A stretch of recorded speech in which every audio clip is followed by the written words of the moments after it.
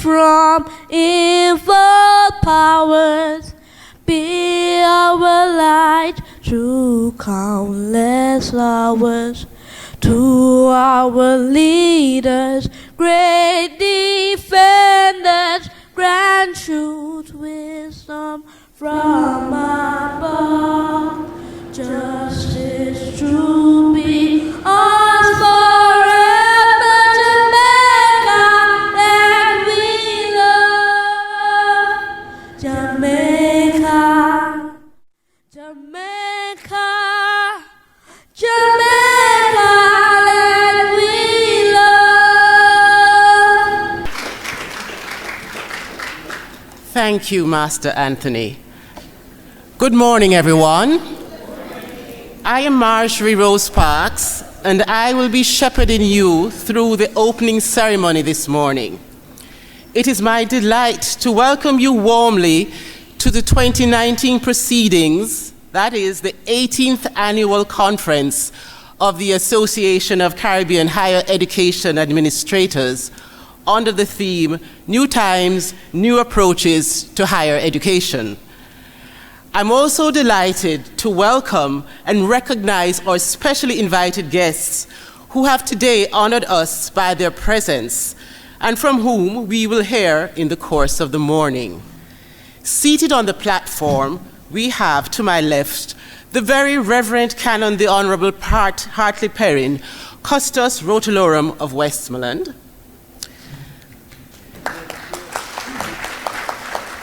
Miss Adriana Lavalle, Chief of Operations of Country Office Jamaica of the Inter-American Development Bank. And she's also our guest speaker today.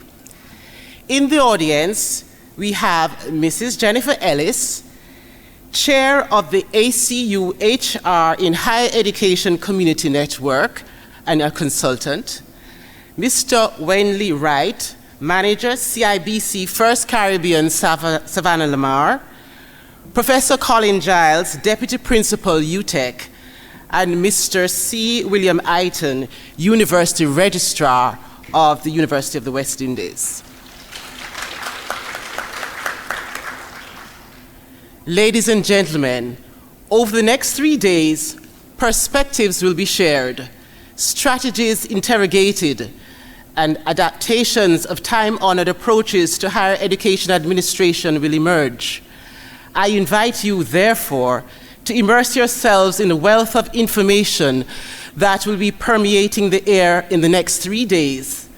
And as you grow in wisdom and understanding, I would expect that you would find time to enjoy the attractions that Negril has to offer.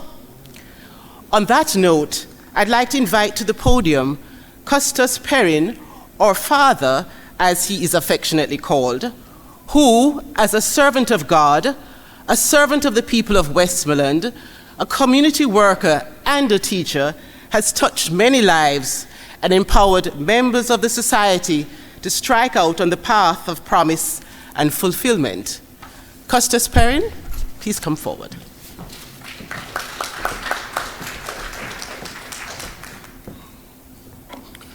Thank you very much. It's always exciting to hear your eulogy long before you're dead.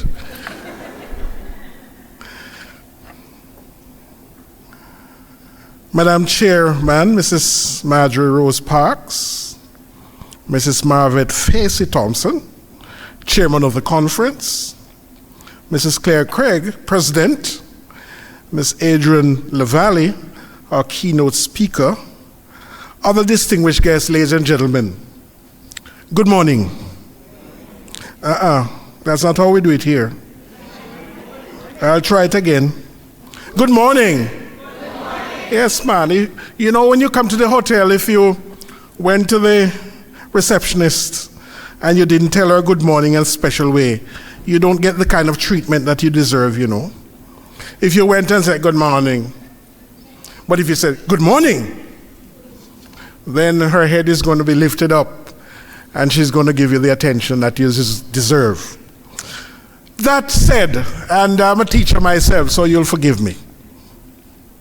That said, I deem it a signal honor and privilege to be asked to welcome you and bring greetings on this occasion of this important conference of distinguished professionals who seek to ensure that high standards are not only achieved, but are maintained in the educational system. I note with pride that this is indeed your 18th annual meeting, and this time you have chosen the salubrious atmosphere of Negril, with its famous 7 miles white sandy beach. Perhaps amid what appears to be an extremely busy schedule, you may find some time for refreshment and relaxation. After all, this is what this little town offers. All work and no play makes Jack not only a dull boy, but a nervous wreck.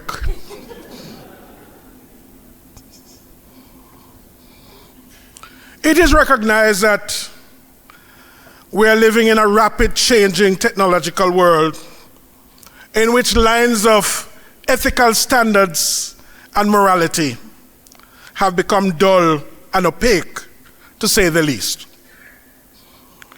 The distinguishing marks that define right and wrong and moral rectitude are diminishing. Evidence in the recent debacle in the Ministry of Education here and the Caribbean Maritime University, for example. It is against this background that your theme, New Times, New Approaches in Higher Education, become relevant and timely. It can be said that we are living in an all-permissive and digital world in which elements of good or evil are transmitted in milliseconds. It is therefore critical that institutions are in place to maintain a certain decorum, professionalism, and standard. I will acknowledge that the church has a primary and even pivotal role to play in this regard. But the responsibility is a shared one, particularly in the area of education. There will never come a day when education could be considered redundant or unimportant. The modes and techniques of its method of delivery will change, but the significance will forever be relevant, especially when there are those who are committed to the administration of the same. The Association of Caribbean Higher Education Administrators, whom you are, have the responsibility to ensure that you are keepers of the gate. But this task must never be taken for granted, nor neglected.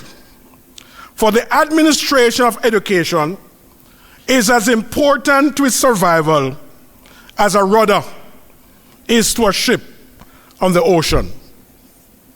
It has the job of stabilizing, directing, and keeping the vessel afloat, even in the midst of turbulent waters.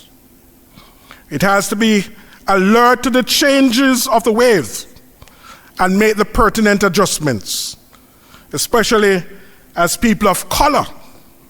We need not only to take a grip of our prolonged identity crisis, but also spend some time to understand the mind and actions of those who would constantly scheme to divide and enslave us. It is time for universities to unleash the capacity and potentials of our people so that our minds may truly be emancipated from mental slavery and the shackles that demonize us be permanently shattered, so that our lessons will move from the conventional to the transformational and from the parochial to the universal.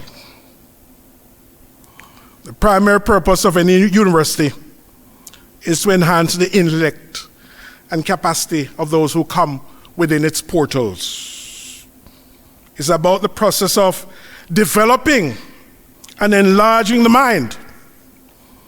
It focuses on, among other things, the imagination, because there's a saying that imagination is the eye of the soul. Everything is created twice. First mentally, then physically. A plan or an idea comes before an action or implementation. It means, therefore, that to build a country or nation, the educational development of its people is key to its sustainability and to its process. I could say a lot more, because this piece of equipment I have here has a capacity to hold so many things. But I won't wear it out, nor will I wear you out. So I've skipped a few lines, and I'm saying to you that our country, and indeed the entire Caribbean, require persons who will think creatively and analytically while being undergirded with some sense of morality that determines and recognizes rightness and wrongness, and who will aspire at all times to do what is right.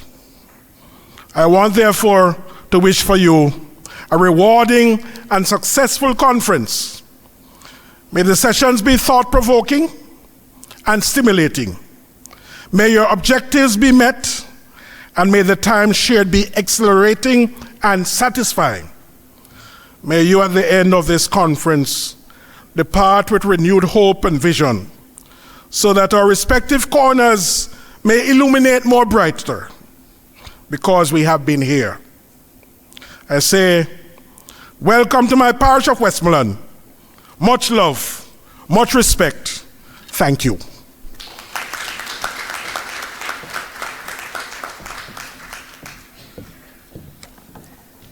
Thank you, Custos Perrin. Thank you for your words of encouragement, requiring us to stabilize the ship and to transform the lives through imagination, creativity, and by other attributes that we have. Thank you also for ensuring or insisting that we enjoy the grill while we are here, and we shall certainly strike a balance between dialogue, conference, and sun, sea, and sand. You don't want to become a nervous wreck. Precisely. Our next two speakers need no introduction. Mrs. Margaret Facey Thompson, the most diligent and conscientious conference chair that the planning team could ever have.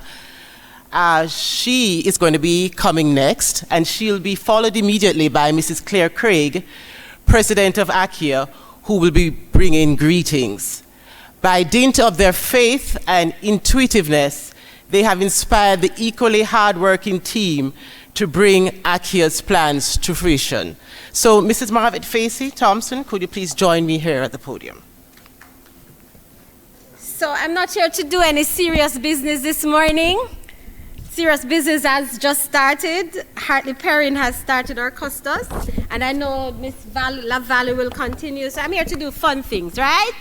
Because we're here not to be nervous wrecks today. Okay, and we have heard the guests that we have in our presence, but I want to make special mention of new delegates to ACHEA, and it's Dr. Herbert Fulford. He's the president of Turks and Caicos Community College.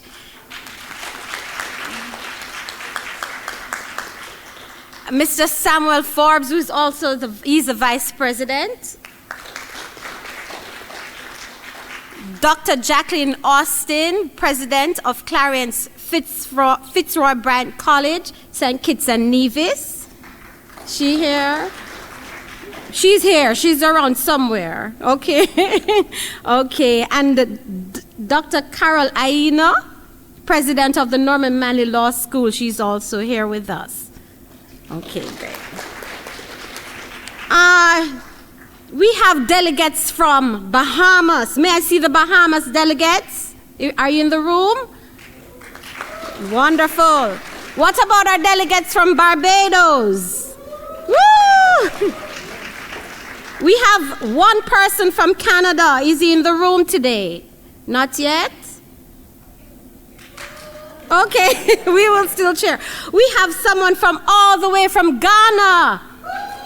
Yes, that's Felicia. What about Kenya? Where's Yusuf? Great. Okay, and we did mention St. Kitts and Nevis and Turks and Caicos Islands. What about Trinidad and Tobago? Wonderful. And we have delegates from the United Kingdom. Woo! The United States of America. Oh, they're also. Okay, wonderful. And last but not least, Jamaica. Awesome. So we're well represented today. Okay. I'm Stephanie King, Faculty Director for the Masters in Higher Education Administration at Georgetown University, stated that higher education institutions are no longer isolated ivory towers. They are becoming vastly more interconnected with each other and the societies in which they reside. The nation and world is fast moving and interconnected than ever. The very pressing concerns of society will be the concerns of higher education as well. And those universities that are most able to confront these challenges by expanding their missions, reaching out to non-traditional students, and partnering with other institutions here and abroad will be the most successful. Delegates, this simple phrase encompasses the discussions that need to take place over the next few days. I recall when we were planning one of our first planning meetings, when we were looking at themes, sub-themes, we started to talk about the millennial student. But then we were reminded they have surpassed millennial, they're now centennials. So, if we as administrators, if the students can evolve, why can't we evolve? Right? We still need to remain relevant, and our relevance cannot be questioned and should not be questioned. So over the course of the 2.5 days, we will explore other themes such as mental health, quality assurance, technology, globalization, just to name a few. The various plenaries, concurrent sessions, networking that will occur in the corridors, as well as the social events, will ensure that Conference 2019 is one event that will remain with us for a very long time. I would especially like to highlight the ACHEA network in higher education communities reception, which is tomorrow evening, and roundtable that will be held tomorrow morning. We anticipate beneficial networking opportunities and robust discussions. And we thank the ACHEA network and higher education community for these additions to our program, and we look forward to everyone's participation. If you look inside your bag, you will see an envelope marked Act of Kindness Initiative. You've heard from young Mackenzie during the start of the program, and you will hear from the Savannah Lamar Primary School during the course of the ceremony also. And we have decided to reintroduce what we did in 2016, the Act of Kindness Initiative, and we're asking you all to give generously as we, show these schools in a more meaningful way how we appreciate their participation this morning, and it's in aid of building their cultural program at their schools. If you look to my right, you will see the cover, that's the artwork on the cover of your program, and you will see it's by Nashawn Morris. This piece will be auctioned at our banquet on Saturday nights. We look forward to an exciting and exceptional Dutch auction, as I know some persons who are quite anxious to capture this piece to add to their collection. As a matter of fact, before it even got to Negril, we were getting offers. But because we want everybody to have a chance, you will all get the chance on Saturday night, right? And I know who I'm talking to here. I just want to thank our sponsors. I know Marjorie, our chair, will speak more about our sponsors, but I just want to thank Elucid and TouchNet. They also will be presenting today, and the title of their presentation is Let Digital Transformation Help Guide Students' Success. They have a lot to talk about. They have a lot to offer you. I'm inviting you at the break to visit their booth. Thanks also to UE, UTech, and you will see the sponsors are up on your screen, so I won't go through all of them, but we just want to thank all our sponsors. Of course, I can't end by not thanking our executive, the executive of ACHEA, who have been very supportive, and of course our hard-working LOC team. Can you just give a shout, LOC, if you're in the room? Okay, I think they're busy in the secretariat, most of them. Casey and our Energizer Bunny. I can't say I'll miss those late night calls after Saturday night, right? So I just want to end by saying big up. Conference 2019 would not be possible without all your support. One love. All protocols observed. It's very difficult to come after somebody like Marvet, you know. As she said, she's the fun person. But I'm sure you also saw the energy that she brought to this welcome this morning. And you can really imagine the energy that she would have brought to the LOC, hence the reason for selecting her as chair of this conference. So let's give Marvet a round of applause for leading this great team. My task this morning is very short. It's just to bring greetings to all of you, and I am pleased to see all the delegates from all the different countries who have made the trek to come to Jamaica.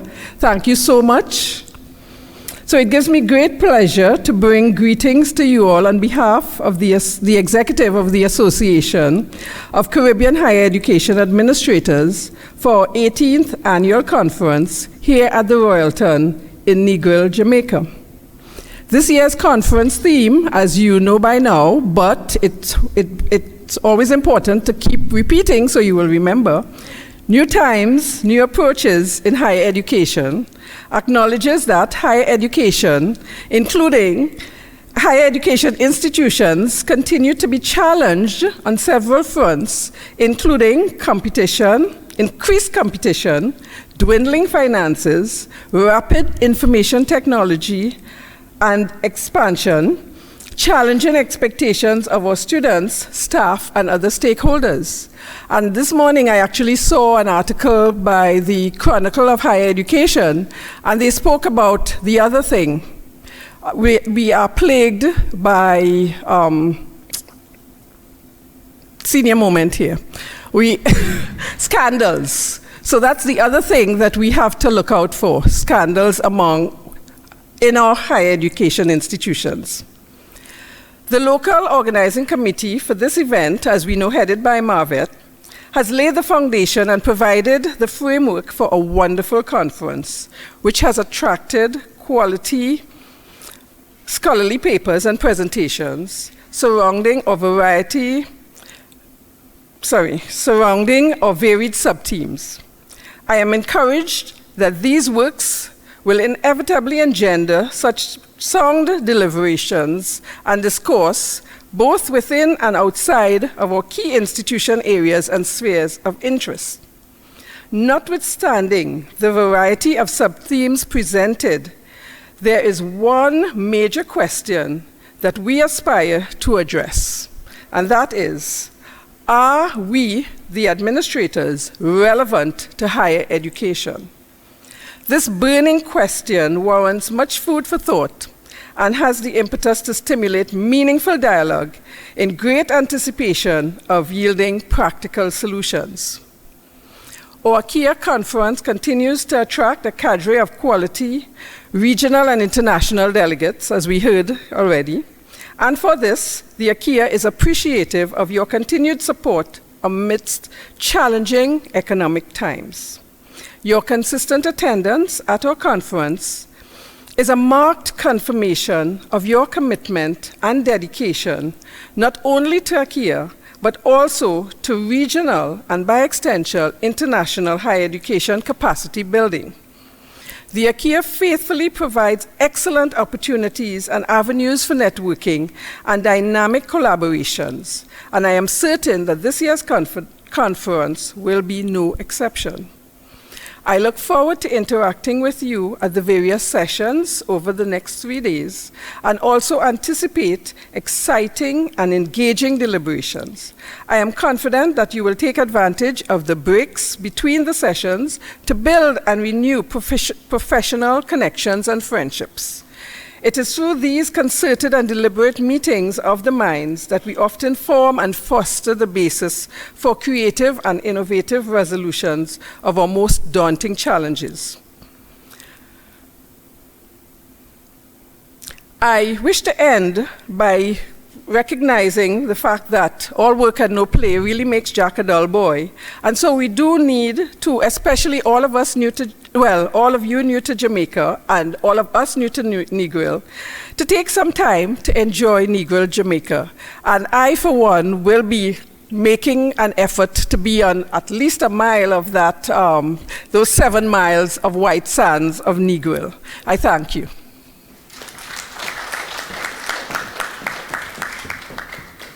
Thank you, Mrs. Craig, and thank you, Mrs. Marfet Facey Thompson. I have to say congratulations to you both on what is turning out to be a very splendid production. Could we give them a round of applause? And now we will be entertained by students of the Savannah Lamar Primary School.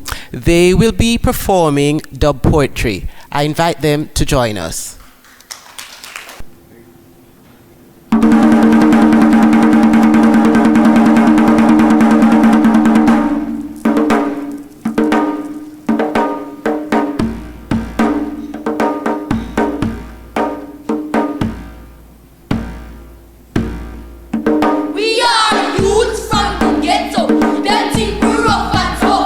But we can use for them, we're just diamonds.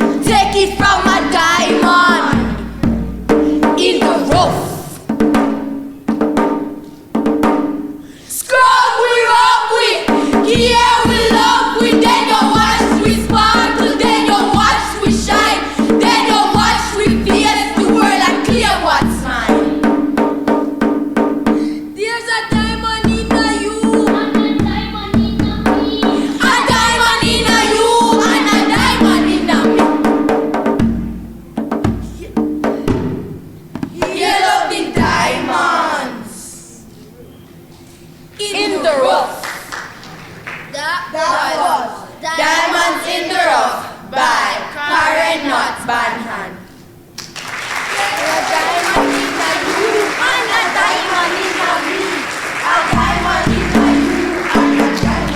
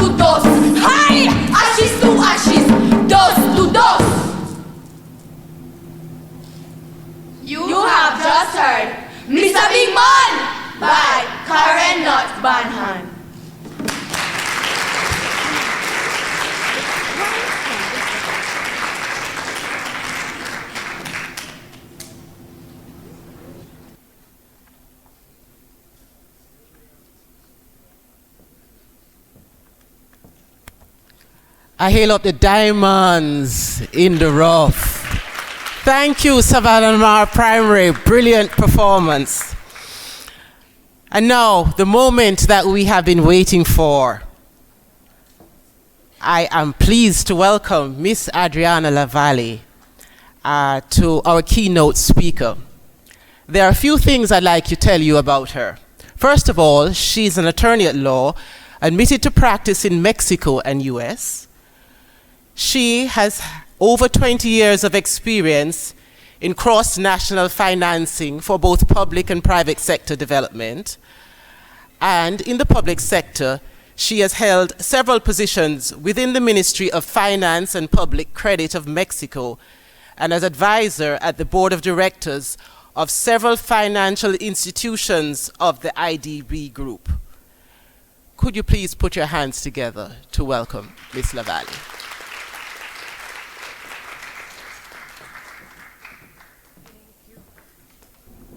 What I'm going to be discussing today is really based on the work that IDB has done. We had a recent publication called Learning Better, Public Policy for Skills Development. And it has the presentation also has a lot of input from other recent publications on higher education. And this presentation, when it comes, it'll describe recent trends in higher education in Latin America and the Caribbean. I'll give an overview of the trends and touch on some of the current challenges. Something that, nothing new for you, because I'm sure you're aware of what are those challenges. I'm going to be talking about key issues from the perspective of the student and the school system. Okay. And you know that, can you help me? Those issues are really referred to access, the quality of the education, relevance, and the financing. So as I mentioned earlier, this will be a quick outline. Diagnostic of higher education in Latin America and the Caribbean. We'll discuss the challenges. I'm going to expand more on why it's important to expand access and why it's important to control quality. And we'll reach together a couple of very key important conclusions. Let me give you a disclosure warning before I start. You will see a lot of information from Latin America. Unfortunately, in the Caribbean, and this is a message that I want to to send to all of you, in the Caribbean, institutions are not registering data and they're not disclosing data. It's very hard to assess, very hard to evaluate, to reflect and improve if we don't keep that data organized and if it's not disclosed and analyzed. So I'm just putting that out there from the get-go. Okay, looking at the global perspective. If you see at the graph, it's very clear if you look at the greens. Since 2010, higher education has experienced a dramatic change as enrollment has increased significantly across the world. If you see, Latin America has had one of the largest increases, with enrollment moving from 18% in 1996 to 44% in 2014. As the graph shows, Latin America has a higher enrollment than the world average. Compare Latin America to the world, it's higher. However, it's still lagging behind Central and Eastern Europe and North America and Western Europe. So why is expansion of higher education important? Because as more people have access to higher education, they have an opportunity to enhance their skills and knowledge and thereby increase their productivity. Our countries need skilled, highly educated workers, what economists call human capital. We need higher skilled workforce in order to advance economically and socially. Higher education can give people more social mobility and can reduce inequality. What do I mean about that? Reducing inequality, meaning that reducing the gap between rich and poor, and reducing the gap in opportunities between urban and rural. Okay. Compared to the earlier slide that shows the changes in enrollment across the globe, this one focuses on Latin America. And we see a dramatic growth in higher education in countries as Brazil, from 11% in 1994 to 39% in 2014, Chile from 26% in 1994 to 61% in 2014. This dramatic expansion in access is due to public and private efforts. In many countries, there has been an expansion of private universities that contributed to this increased space in higher education. But as I mentioned earlier in the last slide, this expansion is very positive because more people with more qualifications and knowledge will contribute to the economic and social development of our countries. I'm sure you've noticed, again, that the Caribbean countries are not represented in this graph. But as I mentioned earlier, when we were preparing this, we found out the Caribbean data is not that easily accessible.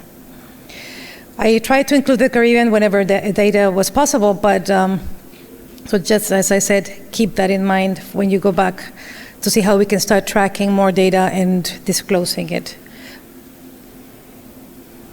Now, I have some data in the Caribbean coming from IDB work that shows that the same pattern of increased enrollment holds true for the Caribbean. we can see that over time, more people have access to higher education. If we look at the age cohorts, let me see if I can find there we go. Age cohort by year, by birth year, we see that in average, in the Caribbean, the enrollment has increased dramatically. But what is shocking about this graph is that we see a huge gap between boys and girls. Girls, boys. We have a problem with the boys. They're lagging behind. And that's something that we need to rethink as educators and as administrators, how we can tap right here. These diamonds right here. We need to tap them, right? So that's an issue I would like to flag. Next. No. Right. In addition, when we look at, so we already established there's more access, so that's good, right? But let's look again. Who is getting into the education, higher education level? Who? When we look at the graph, we see that who's gaining access is really, in the last decades, the higher quintiles. Let's look at the numbers. As you can see from the scale of the side, over the years, the students from quintiles 1 and 2, which are the red dots, those represent the students from the poorest families. They're staying down here. Despite the efforts of increasing access, they're staying down there. Whereas we see that there's definitely more access to higher education over time, but it's the 5th quintile, meaning those are the blue dots. People with their wealthier and have more access to education. So we see an increased enrollment, but we see, unfortunately, a gap in terms of the targeted beneficiaries. So lower quintiles are still lagging down. It's a very interesting case. For example, look at Honduras. They made a huge effort to increase and target access of education, and there was a huge jump. But unfortunately, the jump is with the blue dot. Why is that? Because the instrument they used was financial instruments through lending. And of course, banking institutions look at repayment modules. And if you can't afford a loan, you cannot afford getting into university. Okay. The others, let me see if I can get the next one. There.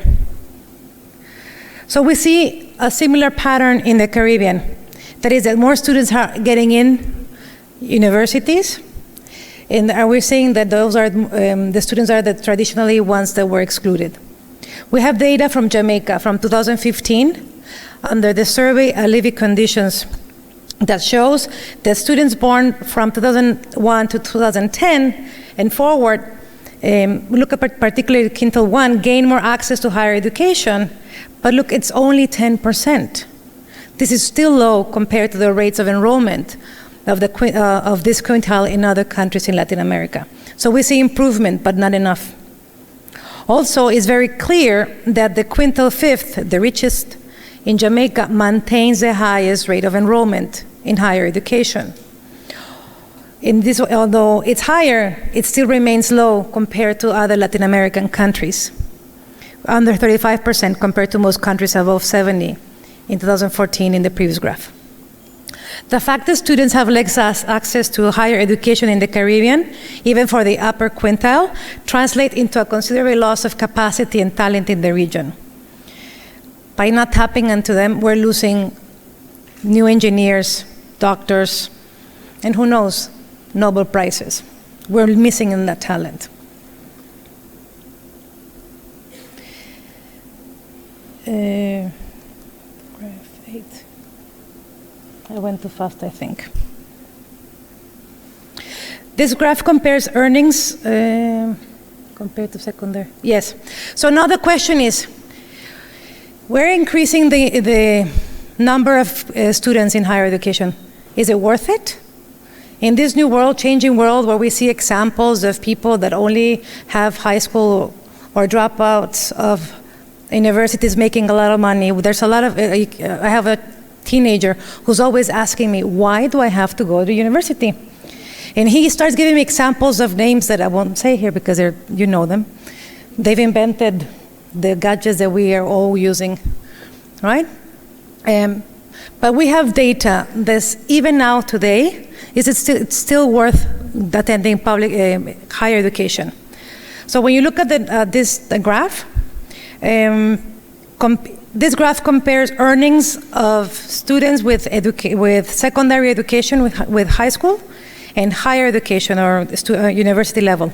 And this graph shows that with more education you earn more money. That is in general terms. So even though there's examples of university dropouts that make millions, the reality is that for the majority, investing in university still makes sense and it still has a good rate of return. That's what we show here in the data that we have. That said, if you combine that we see a high rate of dropouts in universities, we need to analyze the information.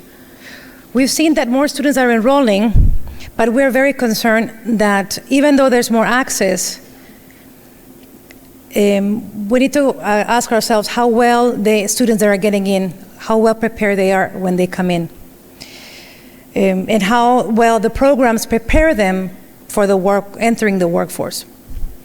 If you see this graph, it's really troubling. The statistics show that students enroll, but they don't all finish their degrees. Right? You see, it clearly shows that it's a high percentage of students do not complete their programs. Look at the numbers in Central America and the Caribbean. 63% do not complete. In Brazil, 59%. Chile, 54%. Mexico, 33%. Honduras, 49%. Colombia, 48%. And Argentina, 49%. So what's going on? When we look at these dropout rates, we can see it explained in different ways. One, students may drop because the secondary program didn't prepare them well enough to be ready for university. And by the time they get to university, they're burned out and they give up. That's one reason. Another one is that it could indicate that the quality of the program they got into was not very good. That could be another reason. Once they're there, students realize that they will find no employment in their chosen field. That's another possibility. Or simply, they cannot afford continue paying the fees of the university.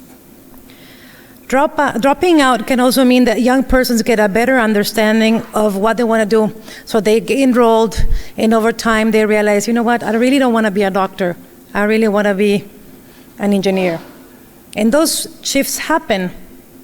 But one solution to solve the dropout conundrum is maybe to envision programs that offer shorter, more flexible programs that would allow them to, I don't want to call it making a mistake in the selection, but allow them to explore.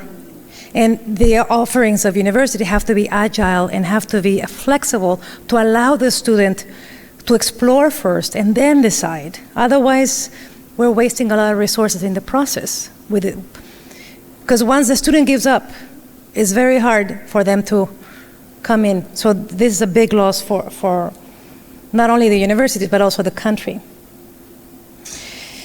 I mentioned that having dropouts have consequences not only in the earnings for them, but it's also a cost to the university and in the society. So now let's think about how, from the perspective of the students. Are they seeing the benefits of their investment when they come out, entering the workplace? We found very interesting data. If you look at the graph, you see that students from university level, I'll give you two examples, Colombia and Chile, where we have a lot of data.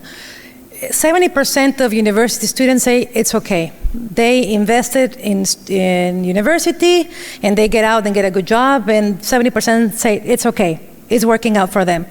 Same thing happens in Chile. But look at the staggering number on technological programs that were supposed to help alleviate those confused students that they weren't really sure they wanted to invest 5 years or 4 years in really strong academic rigorous degree. they go to technology or associates-like programs thinking that they will come up and with that degree they'll get a better job. The number is really scary. Look at 41% of them are happy with the results. 59%, almost 60% of them, they don't see it that way. And half of the same trend happens in Chile.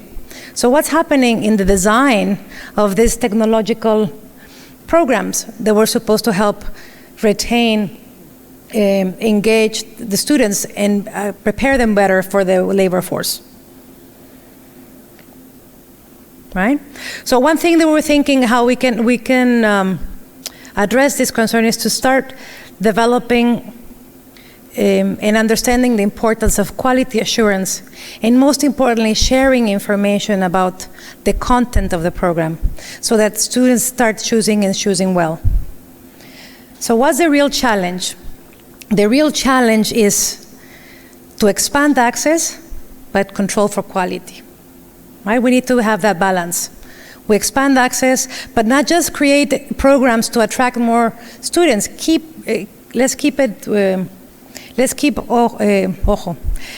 eye on the quality, and with quality also being think of them how they're going to enter in the workforce.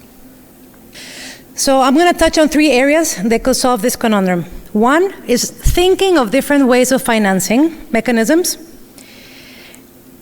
Help provide better information to potential students so they can choose better, and have more engagement and very close partnerships with private sector to ensure that their students that are graduating are going to have a job at the end of their career. The career, I'm thinking in Spanish. Career is la carrera, when they finish school. Yeah, just make.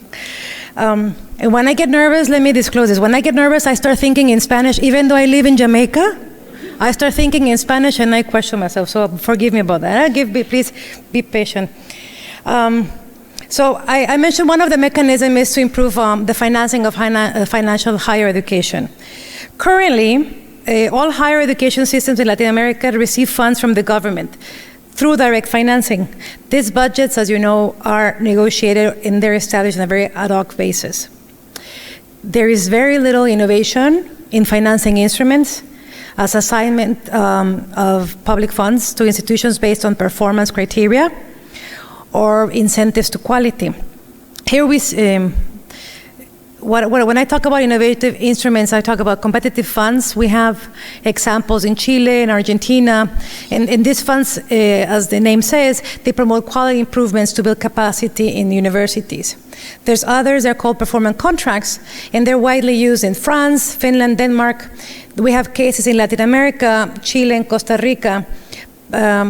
But this financing mechanism, even though they're used, they represent a very small portion of the financing of the university. It's only 5 to 10% of their total annual budget.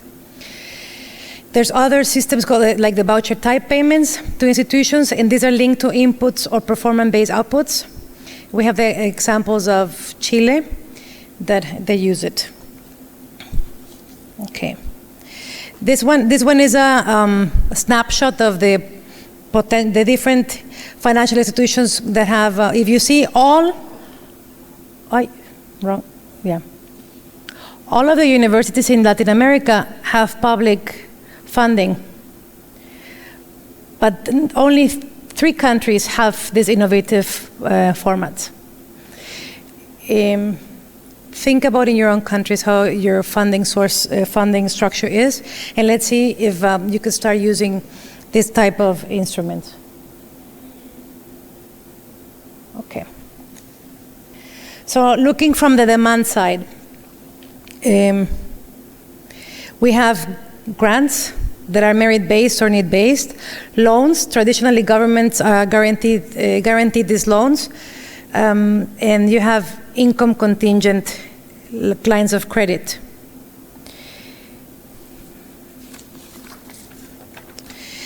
I have a personal disagreement here with my colleagues in the presentation. There's a study that the World Bank issued that says that students that receive education for free have very little incentive to finish. And they're trying to demonstrate the case that students that have a financial student loan has a better incentive to finish on time. That's true. However, if we look at the extreme, if that financing mechanism is not tailor-made to really help the student, we can have the case of a professional that has a very high qualification but is paying their debt for 20 years. And that, I think that there's a balance there between financial inclusion, access to higher education, but with a big burden. It's like going to work carrying this heavy weight every day. So let's think about mechanisms that could be, the government can have a program where they provide a guarantee, and in case of when you come out, you don't have sufficient resources to pay, the government can guarantee to ensure that the bank gets their expected return, but you as a student, you don't get that, you don't get the penalty for not getting a job that has of a higher salary that you need to pay for the loan, and then you end up with it for many years. So these are some of the examples that are happening now.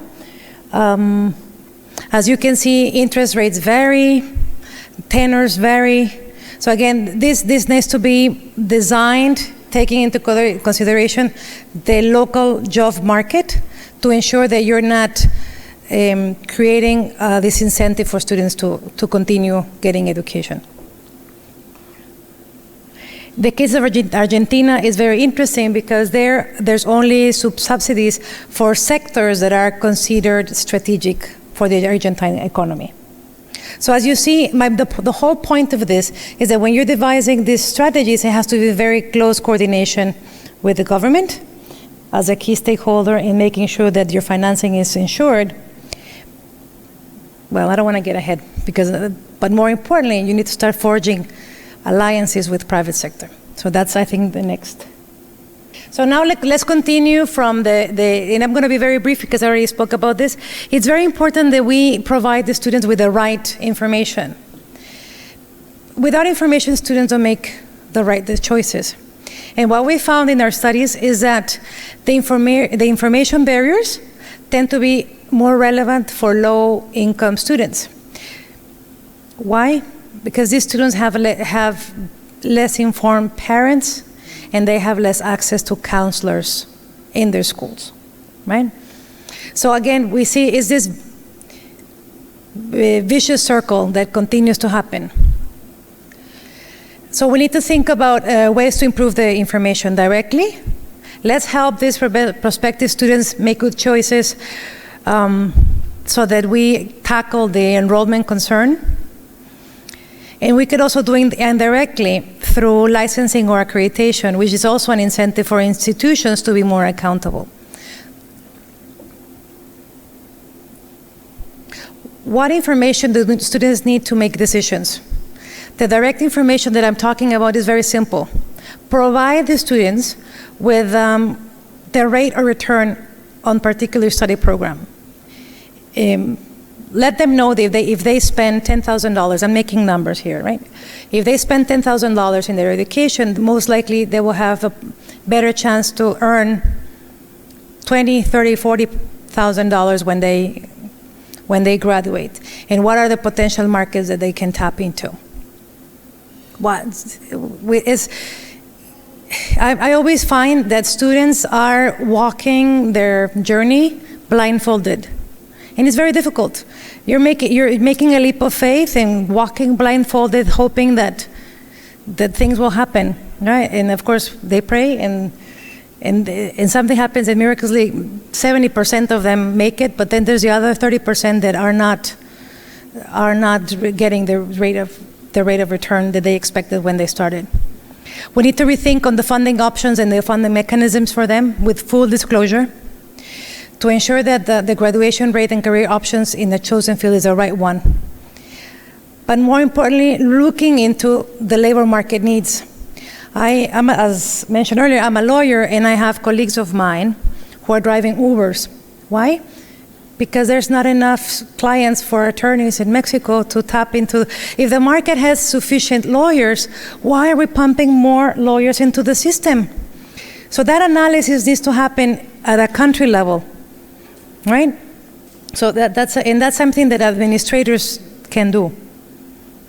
So that's a big challenge, but that's something that it's very into your realm of power and accountability. So you can do this to make sure that universities provide with the necessary skill sets that are important to the economy of your respective countries.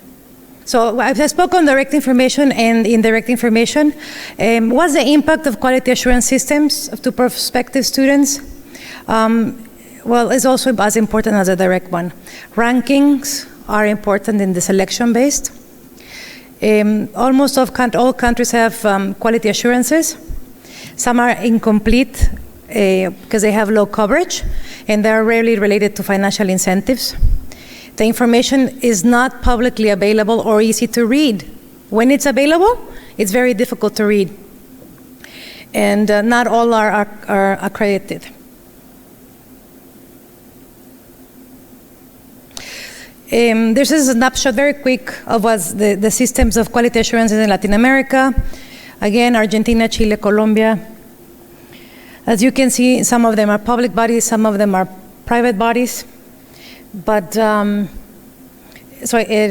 not getting to. If you want to see more, I invite you to read the report. It has a lot of details on how it's prepared.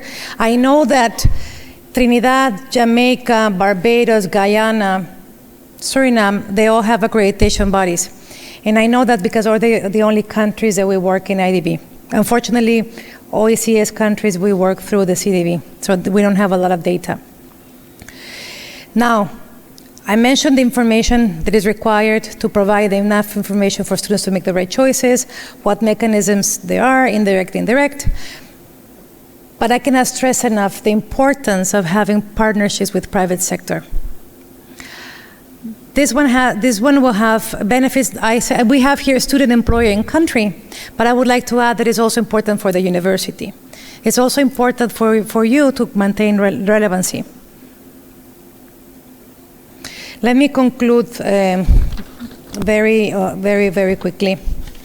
Higher education is expanding. We agreed, right? It's expanding, but more needs to be done, especially to give greater opportunities to low-income students. The goal should be to expand access while maintaining quality. For that, we have grants and loans that need to be available, especially for students for lower incomes. More innovation financing mechanisms need to be created and used.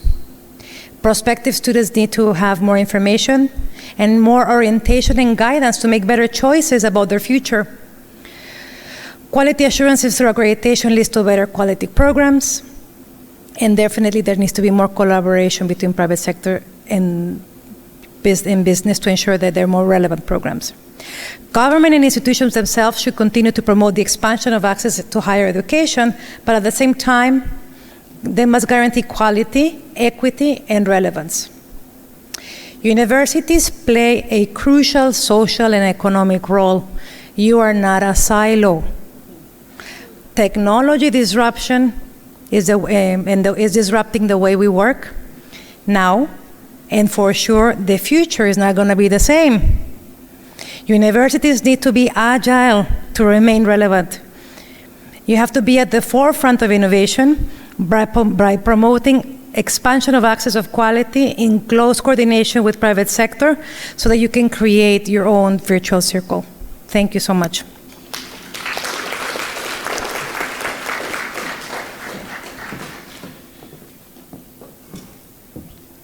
Colleagues, I'm sure you'd all agree that Ms. LaValle has most fittingly set the tone for the conference. If you recall, some of the things she said, and I think what struck me the most was the sentence, universities are not a silo. So you know what that means. We have to be relevant. We have to provide access. We have to talk to the students, give them the information that they need. And these are some of the things that we're going to be discussing over the next 3 days. I'm not going to go any further.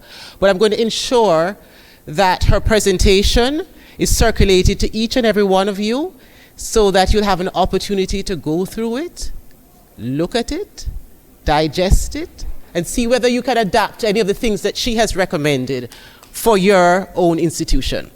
So, Ms.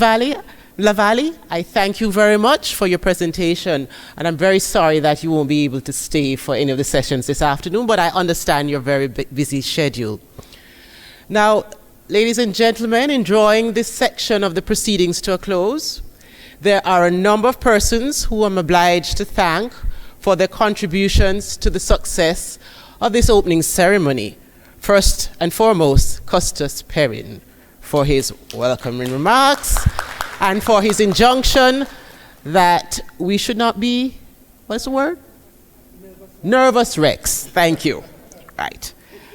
And then Master Anderson Mackenzie, I think I mispronounced your name the last time. It's Anderson Mackenzie, who sang the national anthem, and we shall be hearing more from him during the coffee break.